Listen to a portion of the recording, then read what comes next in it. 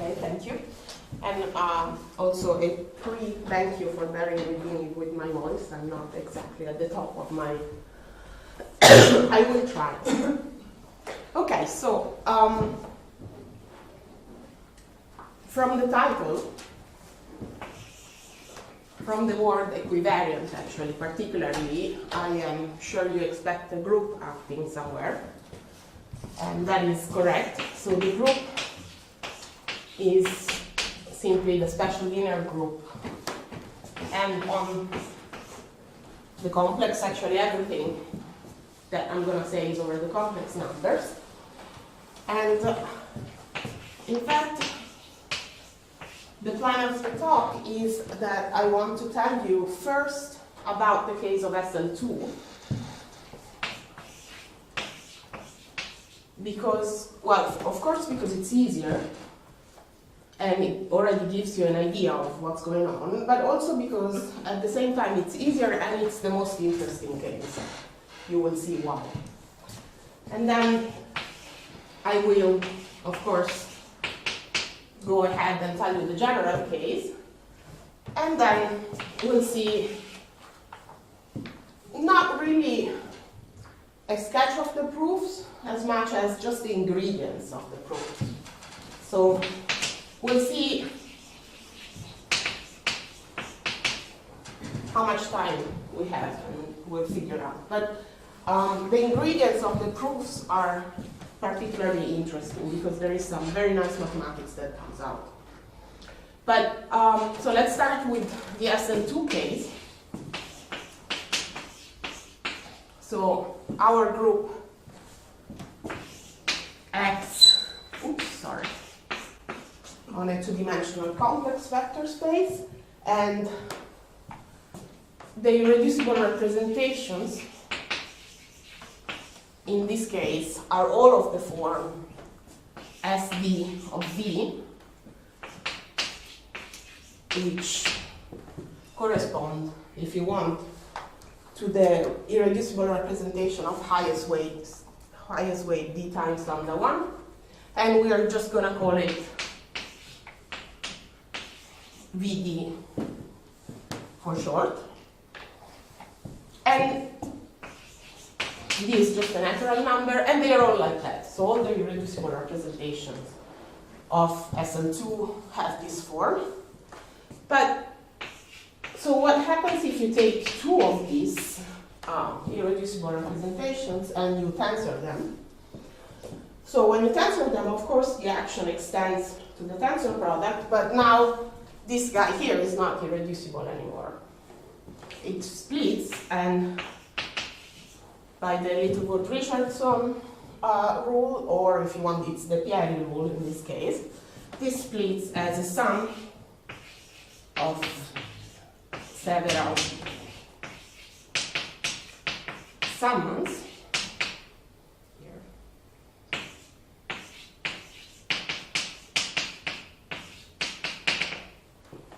So what happens basically when you multiply a polynomial of degree d by a polynomial of degree e? Well, you get something on degree d plus e and more. Let me also assume that d is less or equal than e. Okay. So in particular, this decomposition gives you an invariant morphism from the second summand to this tensor product. So I'm really not saying I have to.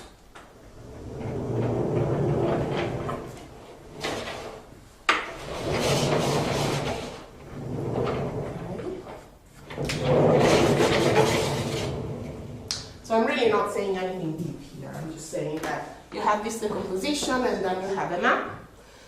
So in particular, you have an element in here.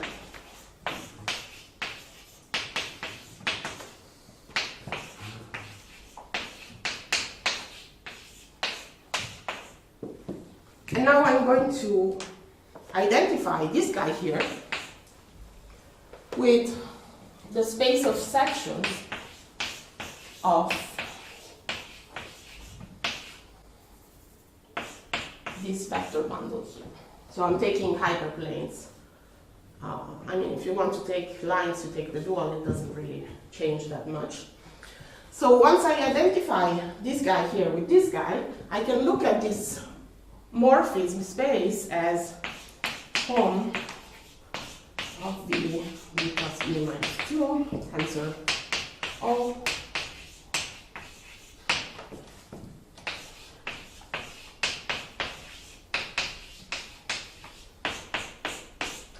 of course G invariant.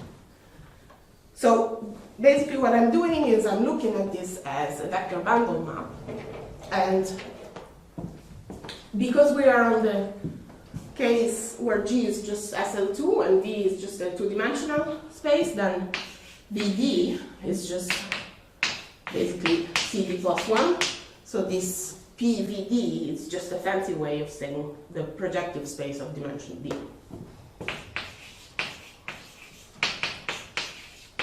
Okay.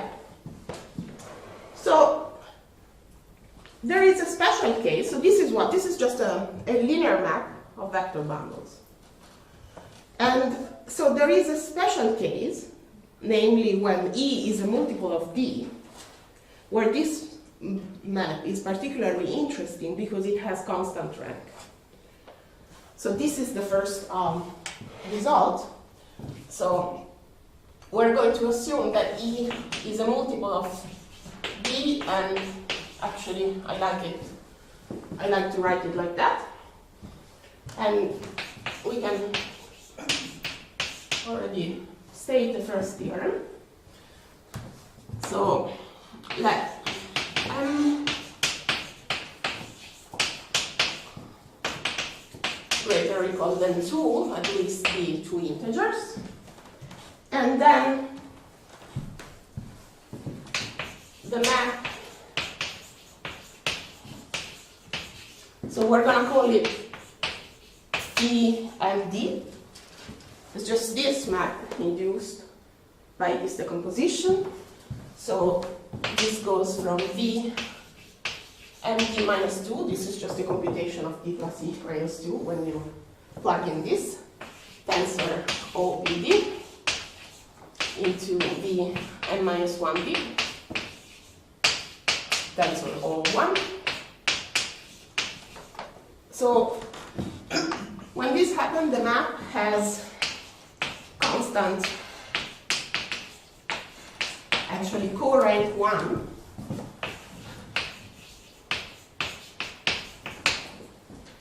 and its kernel, so I will call V and the kernel of this map is a vector bundle at this point. The constant rank hypothesis gives me a vector bundle, but it's not just a vector bundle, it's a slope stable. Slope stable as in Manfred-Takamoto stable if you prefer.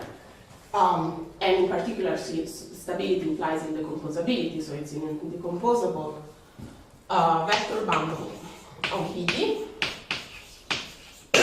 It's, of course, SL2 equivariant by construction. And fits into this exact sequence. So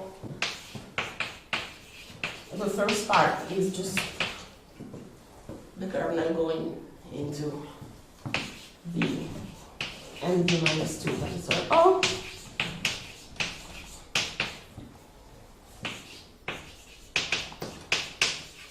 Tensor O1.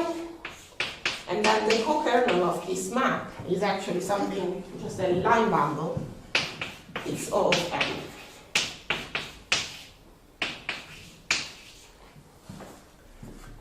Where, again, just by construction, all the maps are equivariant.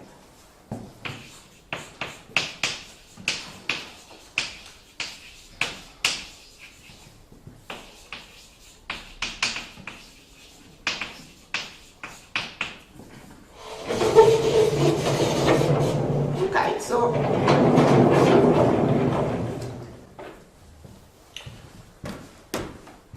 I will not give you proofs yet. We'll do this later on.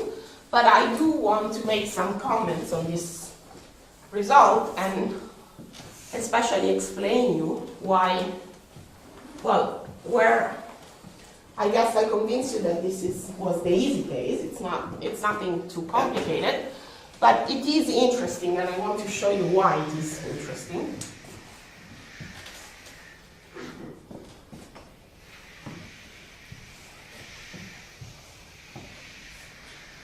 Question? Yes. N equals 2, is that the Euler sequence? It's a piece of the Euler sequence, basically. Right. So this, in particular, the last map is basically just a pullback of a piece of the Euler sequence via generalizing that, and we'll see that in a while. I see. Okay, so remarks.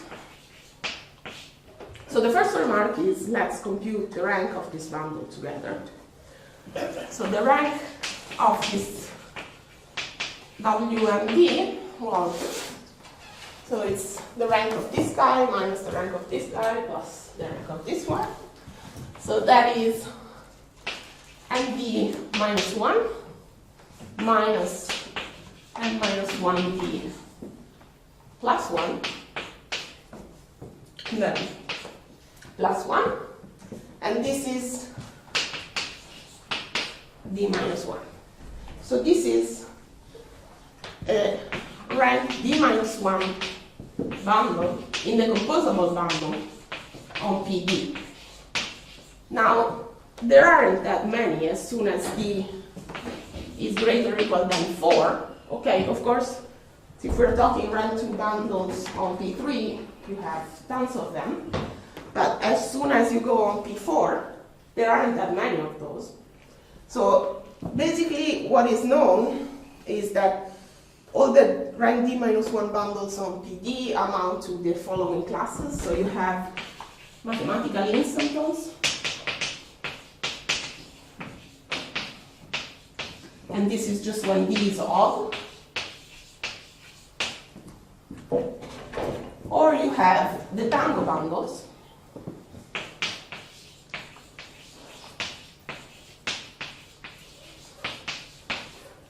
These two are basically classical, but there are generalization of those. There are works by, so let's say, plus generalization. So there are the so-called weighted tango bundles. There is a paper by Cascini from, I think it's almost 20 years ago. And then there are very recent papers by this Bartiti.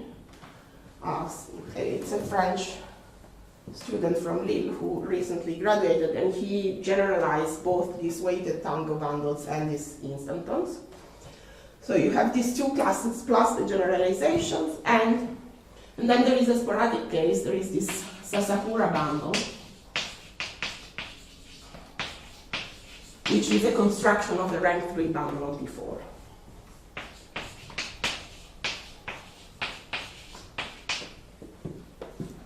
So the good news, and the fact that, if you want, makes our bundles interesting, is that these ones are new. They are not the old ones. So let me just state this as a proposition. If D is greater or equal than 4, then the bundles B and D are not isomorphic to any, let me just say, of the above, meaning any of the left ones, even, of course, up to dualizing.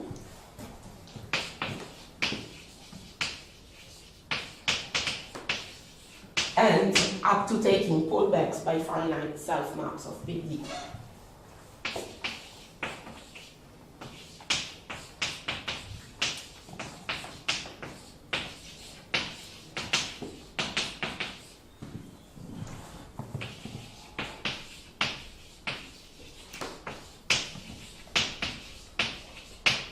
except there is one case where actually this construction gives back a classical one, which is when m is equal to 2.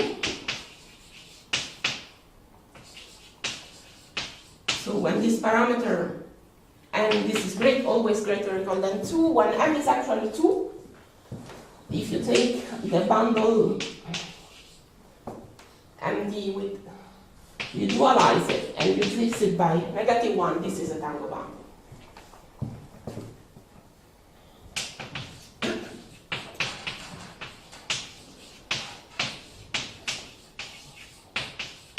Okay. So, at least from the point of view of the problem, which is always open and interesting, of constructing low-rank Tangled bundles of projective space, of course, in the composable ones, this is an interesting construction. But there is actually one more remark that is coming.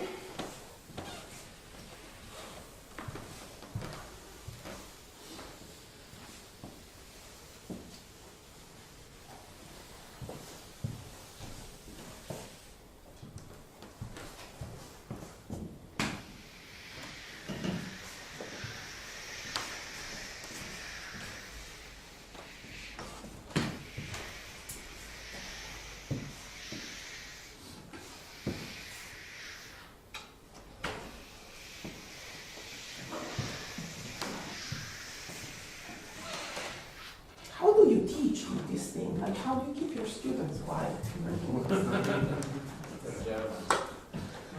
That's a good point. Okay, so if you know me and you have heard a talk of mine in the past 6 years, probably, you know that I have been working on constant rank matrices. So this is, if you want, it's the second remark, and it's the connection with constant rank matrices.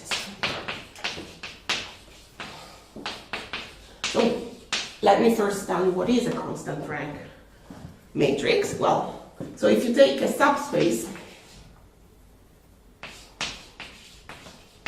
of, say, A times B matrices,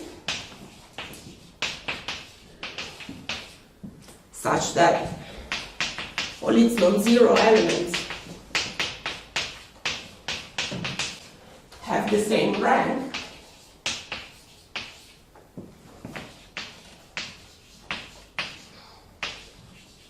and let me just say the rank is R, then this is a space of matrices of constant rank. So there are several problems related to these things, and maybe one of the main problems, and also one of the most immediate ones, is you define this quantity and ABR to be the maximum possible dimension of this space. So if you want to see it, and I think it's better in a more geometric way, basically you have your Segre variety embedded in the projective space of CA times tensor CB, and then this Segre variety actually with its secant varieties gives you a filtration. And what you're looking at is, you're looking at linear spaces contained in the strata of one secant variety minus its singular locus minus the secant below. And so you're asking, so it's a very natural problem. You're asking how big can a linear space contained into this strata can it be? And in fact, it's a very natural problem, but it's not really completely solved, even though it's quite an old problem. So there are bounds. So there is a paper by Westwood from 87, so nothing new, where he gives some bounds on this dimension. So suppose that A is less or equal than B, and then he says that this number is in between B minus R plus 1 and A plus B minus 2R plus 1. there is one special case where actually we know that the maximal dimension is the lower bound, and actually LABR is equal to B minus R plus 1 if B minus R plus 1 does not divide, and sorry, I have to check because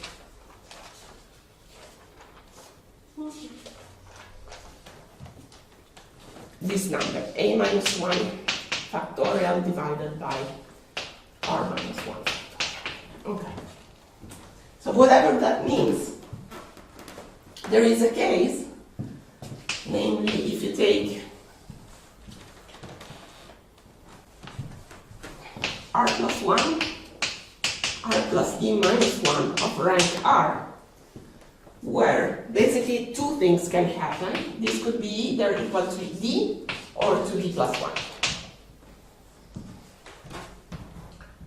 And there is a paper, another paper from 3 years later, from 1990, from Westwick, where he proves that this is the case. So how does he prove that this is the case? He basically constructs explicitly the space of matrices. Of course, how can you prove that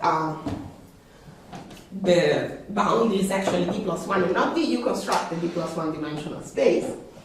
And it's a nice paper, but it's like a 25 pages long paper where he gives a definition of these spaces in the first 2 pages, and then it takes him more than 20 pages to actually prove that they have constant rank with some hardcore combinatorics. Now, let's just look at our matrices. So, if you remember, my matrix was going from V MV minus 2 to V n minus 1 D. Okay. I mean, tensor something, but so this is what? This is an n minus 1 D times, let me just remind you that this was n minus 1 D plus D. So this is, sorry, plus 1. Minus 1.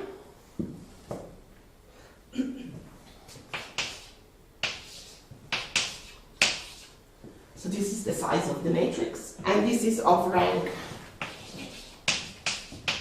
n minus 1D.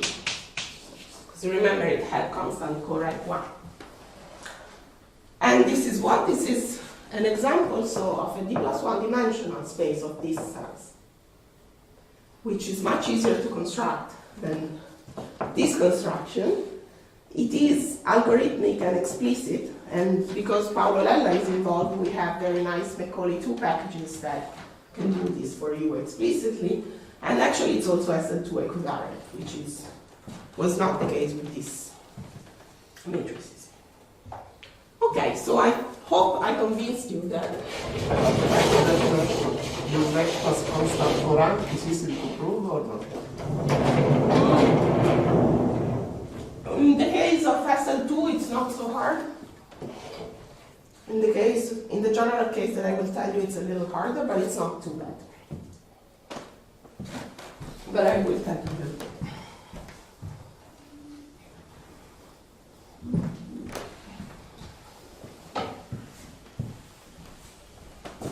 Because having constant co-rank is equivalent that these matrices have a constant rank, right? Yes, So, okay, it's the same. it's the same thing.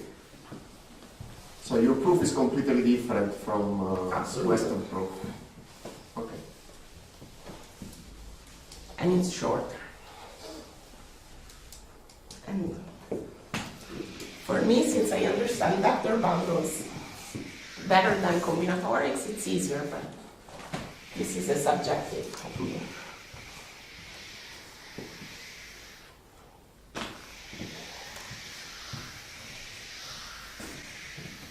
Okay.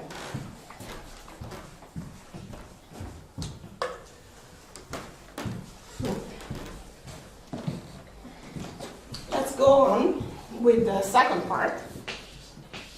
which at this point it's not going to be too hard to explain. So this time G is SLN plus 1 acting on V, which is an n plus 1 vector space. And of course we still have this VD lambda 1 that I just called VD, these symmetric powers. Those are still irreducible representations, but now they are not all like this, of course. This would be too easy. So in general, if you call lambda 1, lambda n the fundamental weights, then the irreducible representations are basically uniquely determined by their highest weight. So they are all of the form V lambda, where lambda highest weight is a non-negative combination of the lambda r.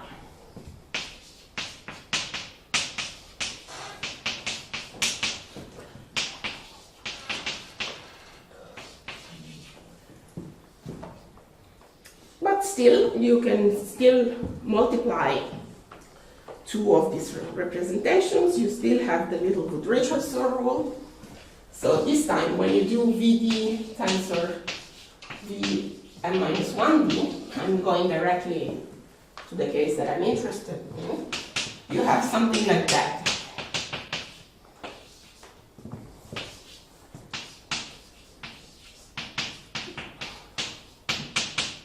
So you have a sum of, again, the first term is always the sum, just the symmetric power given by the sum of the two symmetric powers. But then you have other summands, and this time the second fundamental weight comes up. Still, you can do exactly the same construction. You can take the second summand. This gives you an invariant map from the second summand here, which will have constant rank. So let me immediately just directly tell you the theorem without too much of an introduction. So the theorem is basically the same. So let n greater or equal than 2, b greater or equal than 2, integers, then the map. So you still have the same map, this phi and d, but now, so oops. The second summand here has this lambda 2, which was not present before, tensor OPVD. Another thing that is different now is that this PVD is not PD anymore, it's something bigger. So some binomial into, let me just go up here, sorry. This V n minus 1 d tensor O VD 1. So it has constant co-rank 1 and WMD, which is the kernel, is a slope stable SLN plus 1 equivariant vector bundle fitting into this equivariant exact sequence.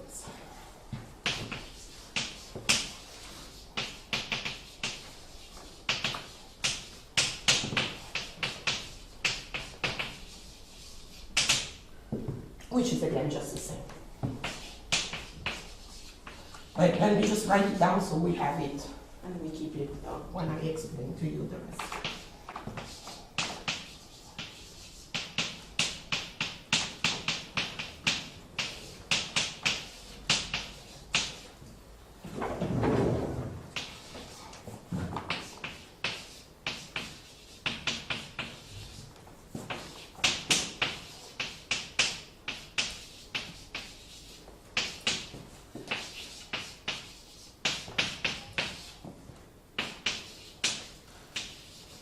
So let's keep calling this one P, and this one we'll call it C.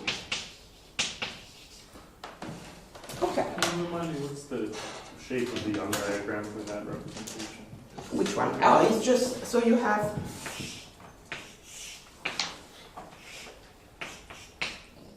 those are MD minus. So the difference between this and this is MD minus 2. And here you have just 1. So this is. Okay. So basically the point is that you can, the rule is that you can add the number of boxes so that no two are on the same. So basically you can add them as much as you want, but then under here you cannot put more than 1. That's why there is only this plus I lambda 1. Right. Yeah. I like that representation.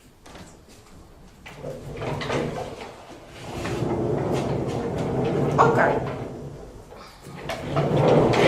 So I will not tell you exactly what is the value of the rank of this bundle, because it's something that we don't really care, in the sense that it's a number that can be computed easily by the dimension formula, but it's always bigger than the dimension of the projective space. So they are still, if you want, interesting bundles. They are new, they are equivariant, they are indecomposable, they are stable, but they are not low rank bundles.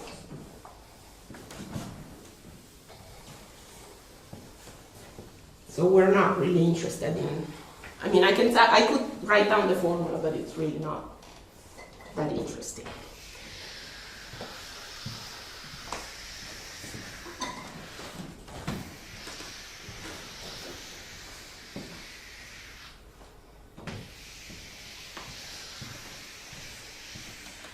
Okay. Instead, I want to tell you a little bit about how you even start proving something like that. And so the first thing is just a remark that, so we are dealing with invariant bundles on a homogeneous variety. So we have this SLM plus 1 invariant, equivariant, whatever, bundles on an SLN plus 1 homogeneous variety, which happens to be the easiest homogeneous variety you could think of, that is Pn.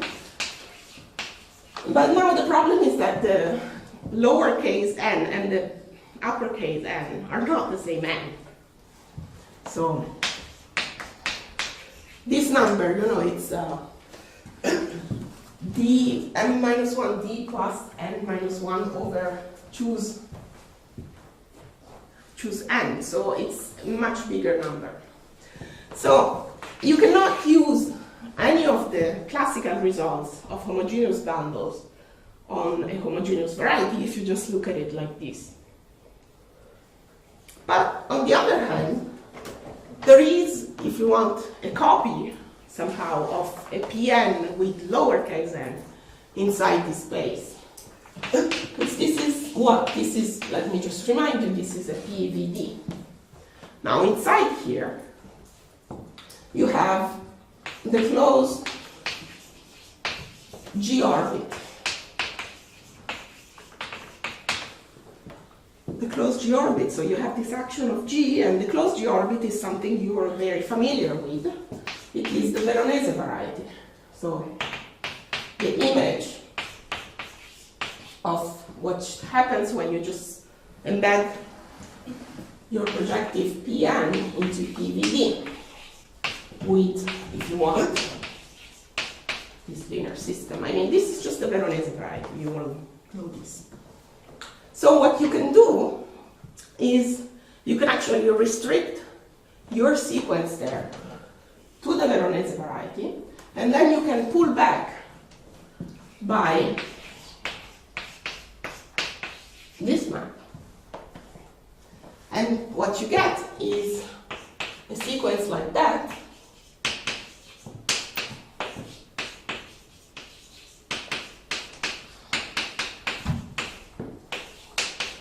now we have OPN here, and now this is the same n, and then we have n minus 1d tensor OPN. Of course, now the degree grows, and then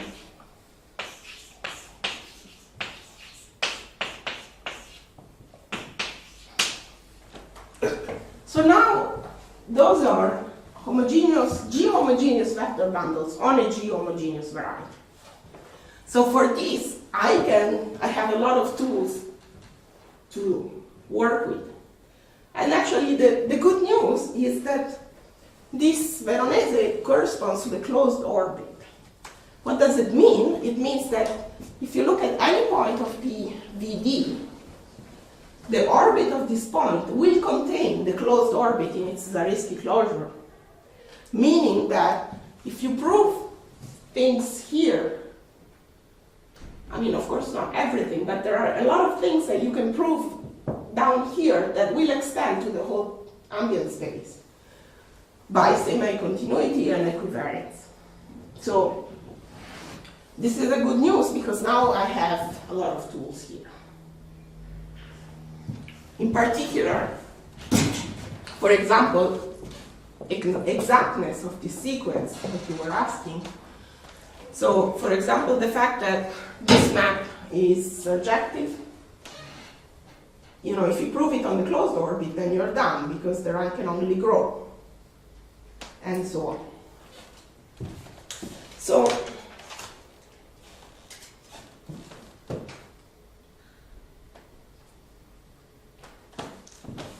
actually, let's see that the fact that this map is surjective.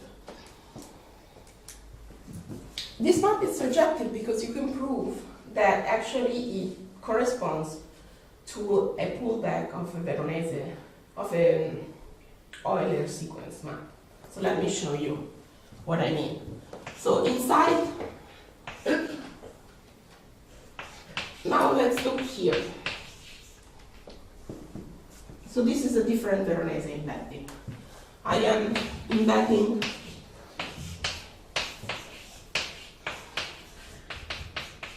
this guy here. Here I have the Euler sequence, simply.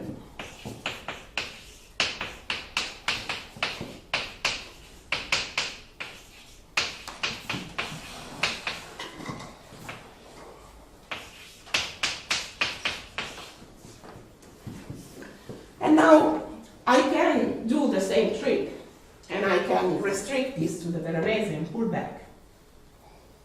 And what I get from this map here is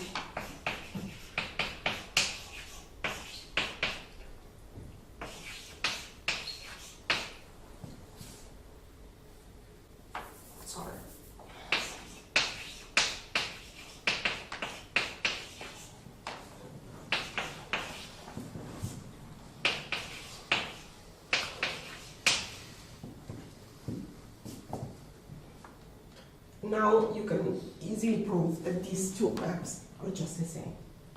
I mean, there is a twist, but that is easy. And you can actually prove that they are the same. So this is surjective. And you said in the most interesting case, PV is just P1. Yes. So again, yes, maybe I should say that in the case of SL2, you have the rational normal curve, and it works in a similar way. But the proofs are actually easier, because then you have, bundles on P1, they all split. Okay, so let me go on with this idea of the proofs, which is, so I first want to prove that this is an exact sequence. I haven't proved it yet. So we have, first of all, I haven't even proved that this is a complex yet, because I need to prove that the kernel here is contained, the image is contained in the kernel. And this is easy, actually. And this, it's not just easy, it can be done on the level of the ambient space. Let me just tell you how and then.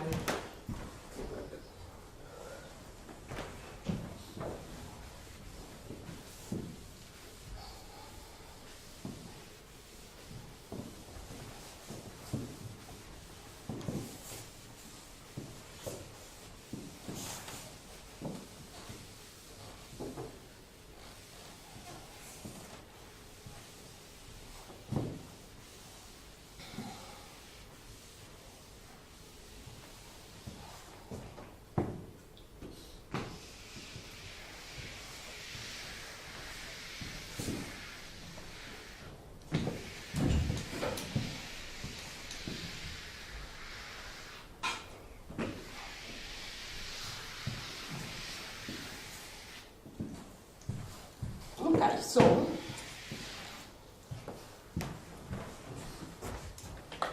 if you want,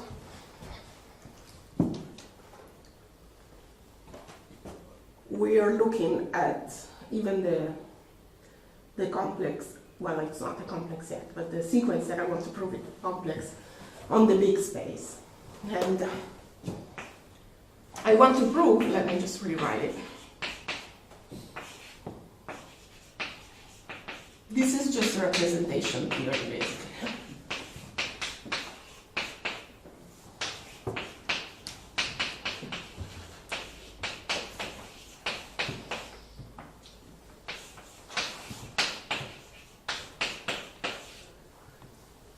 I want to prove that the composition of these two maps is zero. Now, the composition of these two maps is an element in here.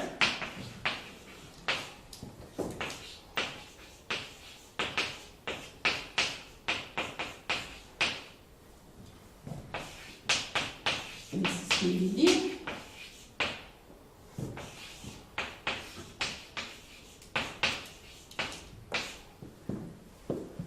And this is nothing but the morphism from this guy here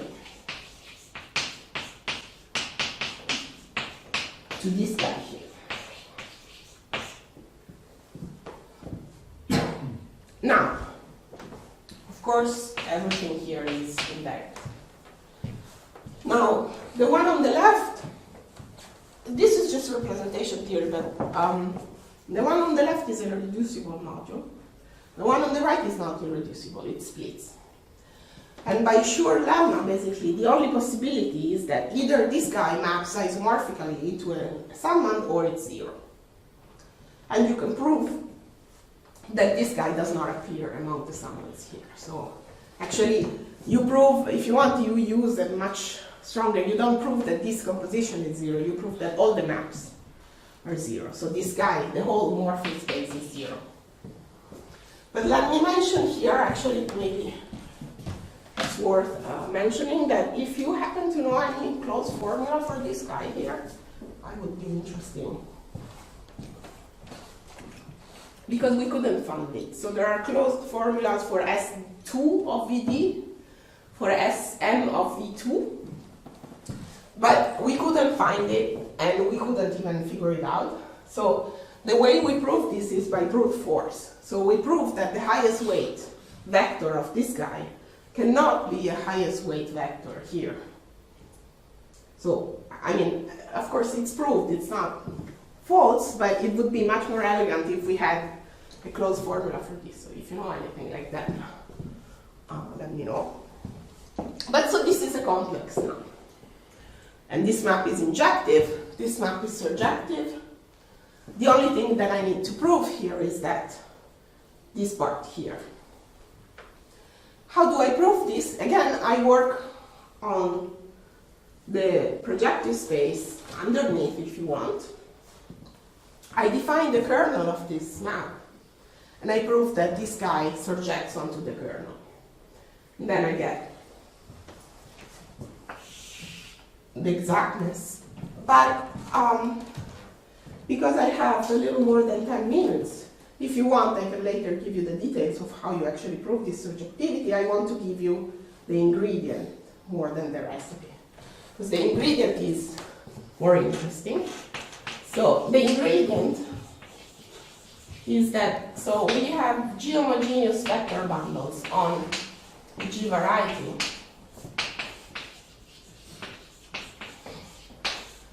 And this G variety, actually, let me remind you that this is a quotient G mod P of this Lie group over the parabolic group.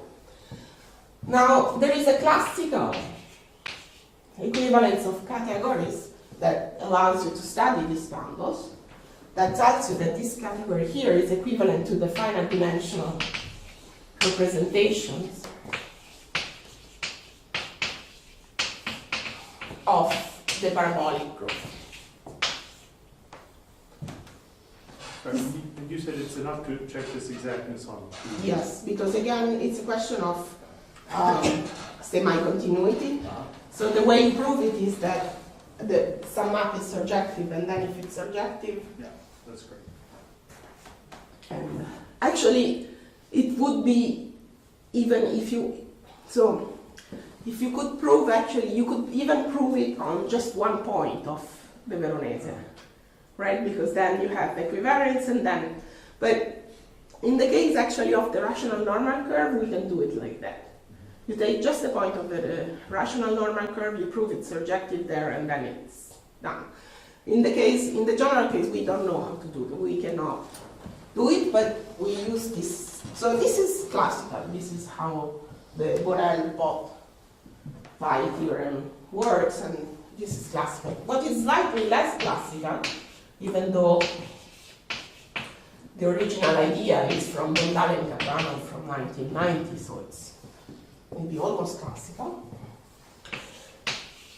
There is a second equivalence of categories with finite dimensional representations of a quiver with relations.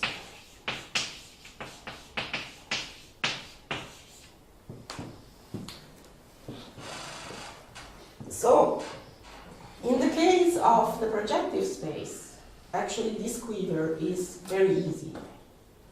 The relations are known. So this is something that is, you can define this equivalence for any simple Lie group, G. It is well understood only if G is simply laced. So if G is of type A, D, E. But the relations that you have to put on the quiver are hard. They are very well defined for the SLN case and maximal parabolics, so Grassmannians. And then also you can define them explicitly for the Borel case. But in general, they are not easy to write down. But we are on the easiest again. So in our case, we just have this Pn, which is just SLN plus 1 mod out by the parabolic, where you just take out the first root. And the quiver is just an infinite grid with n directions. So for P2, you should think of just, an infinite two-dimensional grid, and then P3 is three-dimensional and so on. And n plus 1 connected components.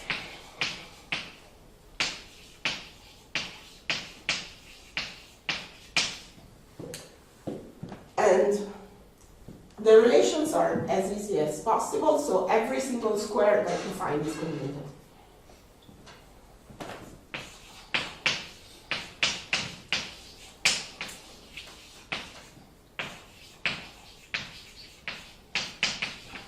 Actually, not only this, but so what are these n directions here? I understand that I'm not really giving you many details, but it would take probably another hour of talk to tell you a little bit better about the quiver. If you're interested, I'm happy to tell you. This was the subject actually of my PhD thesis, so I like this a lot. But the point is that the directions correspond to the weights, to the fundamental weights. But you see, even though things are a little complicated, they're not that bad. Because basically there is this lambda 1 and lambda 2. And when you actually do the computation, there is a lambda 3 that appears sometimes. But so mainly you are working with just 2 directions. In the worst case, it's 3 directions. So even though the quiver is an infinite grid, it's big, actually the support of the quiver, the support of the representations that are equivalent to the bundles in here are not that bad. And so what you do is you take that sequence up there and you write it down as a sequence of representations of a quiver. And you work on that. Not only that, but actually there is a concept of stability for representations of quivers. This is also kind of classical. It's from King's work from '94. And then there are papers by Ottaviani and Roubaix, and also part by myself, where you can prove that the stability, the classical Mumford-Takemoto stability for vector bundles, is equivalent to the quiver stability with some conditions, of course. So basically, this thing here gives you a combinatorics tool to work out the fact that that sequence is actually exact and the fact that the bundle is stable. But I think I will stop here because then otherwise if I go, I'm happy to give you details maybe later in private, but then if we open up the box here, it will take me a little too much time. I think this is, I hope I gave you at least an idea of how you could prove something like that, and at least also an idea of why it's interesting. I think I'm sorry.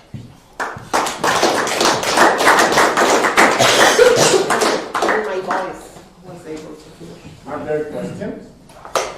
These low-rank bundles that you found, do they have deformations or are they? This is a very interesting question that I don't know the answer to, because we cannot. So we tried to compute the X2 groups and we couldn't. So the computation we cannot. So we don't know. It would be very interesting. So there are 2 things that are interesting here to do. See if they deform. Also, just look at the moduli space and see what they are inside this moduli space. This is another thing that we haven't really thought of too much. We were talking with Laurent Clouzon, who actually was also suggesting the same things, but then we couldn't do the computation, so we don't know.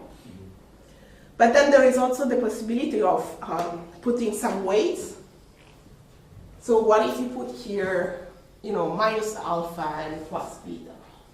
Or what if you put, so you could weight these maps and see if they give you more bundles. That's another option that could work. But this deformation thing, it's an interesting question that I don't know the answers to.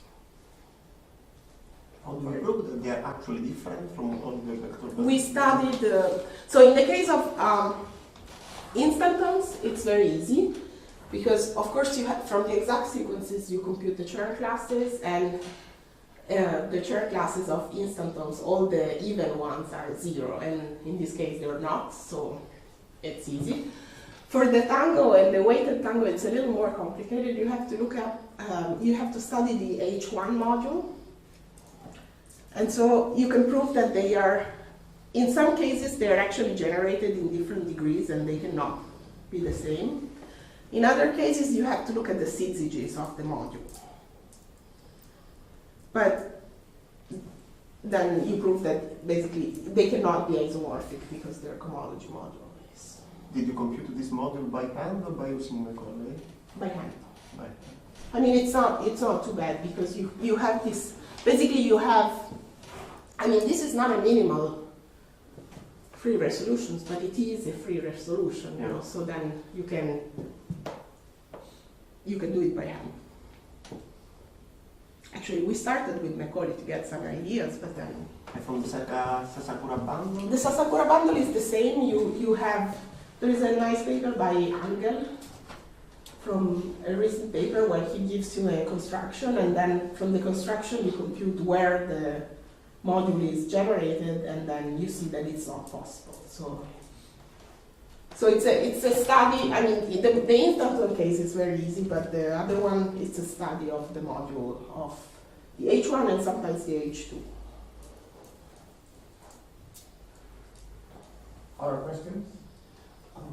So you had this tensor product at the beginning of VD and VE, and you took the inclusion of one specific irreducible. So we know so maybe I should have mentioned that this is, so there is a very special case of this that works just with SN2 and on P3 and constructs some special instantons. I'm claiming that these are not instantons for P4. From PD from 4 on. On P3, actually, they correspond to some known bundles, and there is a paper by Daniele Faenzi that started this whole thing. And there, actually, he proved that this case, so this summand, is the only one that works. In the general case, we know that there are several other summands that don't work, just because you can use Macaulay, and you see that the map doesn't have constant rank. But we do not know whether this is the only one that works. We know that for sure not all of them work, but we don't know if it's the only one. Other questions? Does the SL n plus 1, the second phase, have some application to constant rank matrices? Or it's only the SL? They are still constant rank matrices, but they are not. I mean, this one was, they're really like the ones that we wanted to find, actually. It was also one of the starting points. But yes, so you get constant rank matrices, but they're not particularly interesting from the case of. Other questions? Okay. Let's thank the speaker again.